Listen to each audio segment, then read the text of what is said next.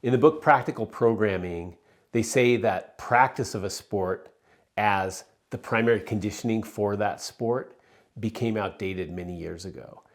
And we see that so much in climbing. And that's why I think it's really important that we understand that summer is for training.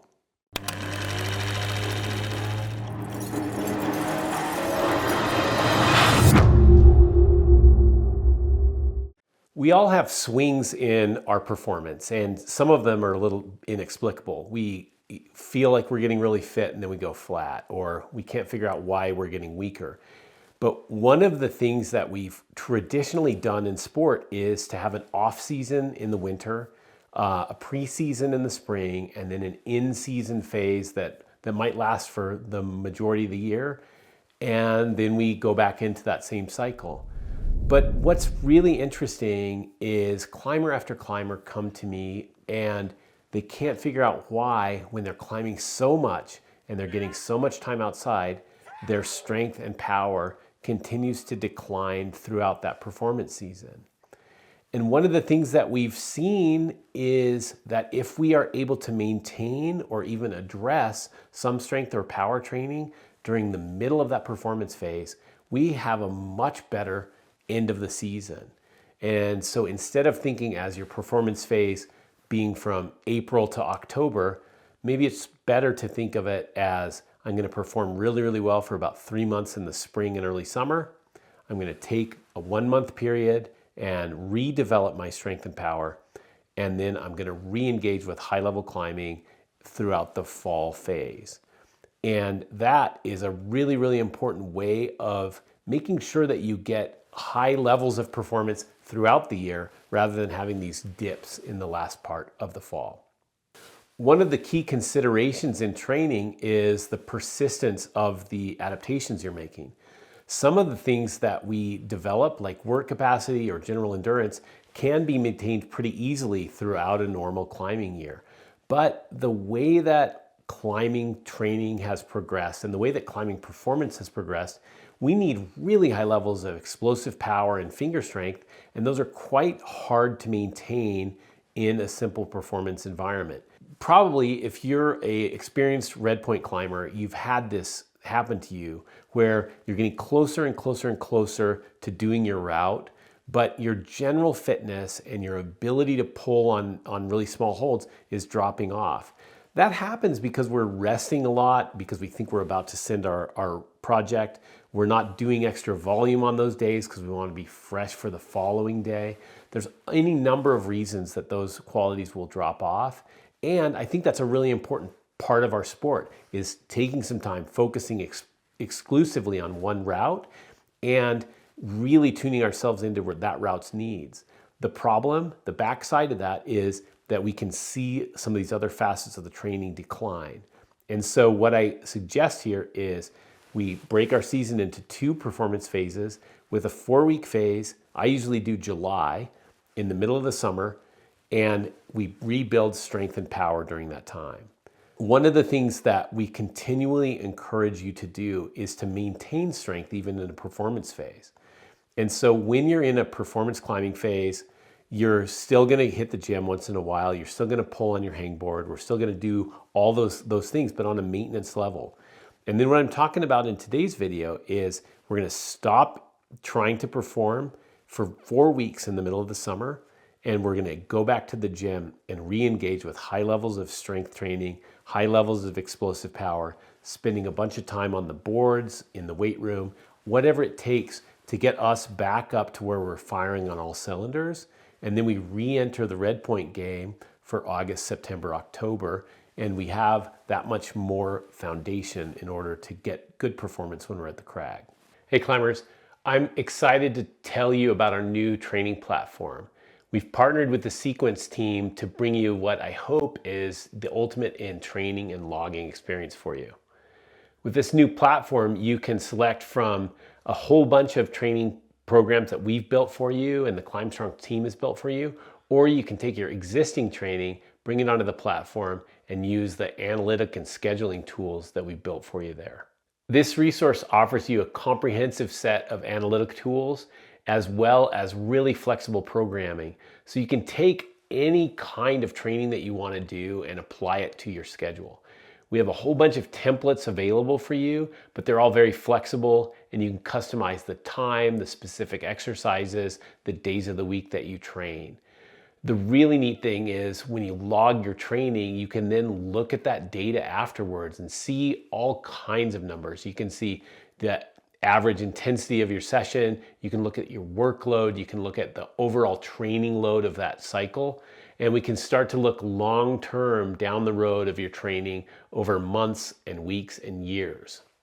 These programs are thoroughly thought out, and we've tried to make the templates as user-friendly as possible. As general as they have to be to apply to all climbers, we can customize those down, and you're going to start to learn exactly what works in your own training. If you have problems figuring out what you need to be doing or which exercises to put in or the sequence that you need to put them in, you can always check in with one of our coaches and we can do short consultations to help you get the most you can out of this platform. To discover more about this platform and to sign up for it, you can just go to our website at climbstrong.com.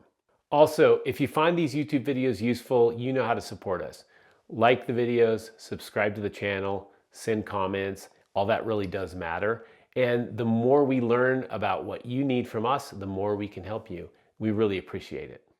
I would say a huge number of climbers now have good off-season training programs. And the summer training program should mimic that off-season training program, but be shorter in duration. I like to see a 4-week phase with 3 days a week of training. And so if we're training on Monday, Wednesday, Friday, I just want a little bit of volume variation in there. And we've talked about this in other videos, but your Monday might be a normal session. It might be 60 minutes that you spend at the gym. Your Wednesday would then be a slightly longer session, maybe 20% longer than that. And then your Friday would be one that's even 20% shorter than that Monday session. So you have a little bit of variability in the volume of training throughout the week. Other than that, the sessions should look pretty similar. I like to break up the power and strength phases in the summer training into general training, finger-specific training, and then into bouldering or explosive training. And you can use a little bit of time in the weight room, a little bit of time on the hangboard, a little bit of time on the moon board. I don't really care how you break it up, but what's really critical is that you use the aspects of the training that worked well for you in the winter and re-engage with those and try to get back to those pre-season numbers, the numbers that you came out of the winter with. When we look at cycling like this, we can do some really simple things and just say, on Monday, I'm only going to give myself this many minutes, or I'm going to give myself this many sets and reps and problems. The really important aspect of that is to limit yourself to pretty easy amounts of volume. You don't want to get trashed in the gym, but high levels of intensity. And we're going to have that volume variability. Again, Monday's kind of normal volume, Wednesday's very high volume, Friday's very low volume. And then you can still go out and go climbing. You can still do your summer activities. But in most places in the Northern Hemisphere, the middle of the summer isn't awesome for red point climbing.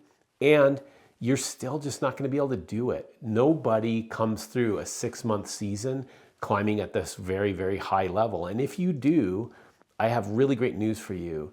If you break up your training a little bit more, you're going to reach even higher levels than before. Because if you can sustain the same level of performance for 6 months, that just shows me that you're not at your peak. When we build these programs out, we can do a little bit of strength and power training in the weight room or on general exercises. Then we want to make sure we're hitting block pulls or hangboard positions so we can address specific finger strength that we need. And then we can do some hard bouldering so we can get some of that snap back. The really, really critical aspect, again, is taking this 4-week period, going through 10 to 12 sessions of this, and then coming back in and hitting it hard at the boulders or hitting it hard at the crags for the remainder of the year.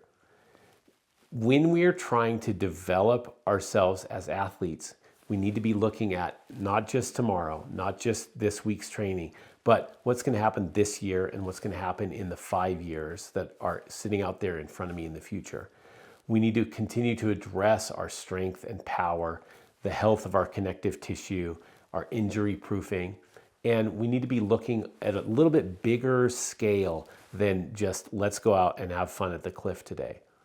If you're still at that point in your climbing where you're getting better when you go out and you climb every day, or you're just crawling up through the grades season after season, most of the advice that I'm going to give you isn't going to land very well.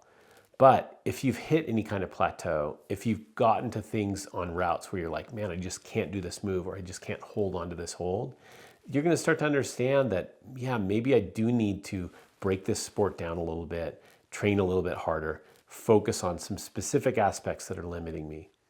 I really want this advice to land for you and to help. The most important thing is that we create more good days out there at the crag and fewer of these days where you're out there frustrated and wondering why in the heck you aren't climbing your best.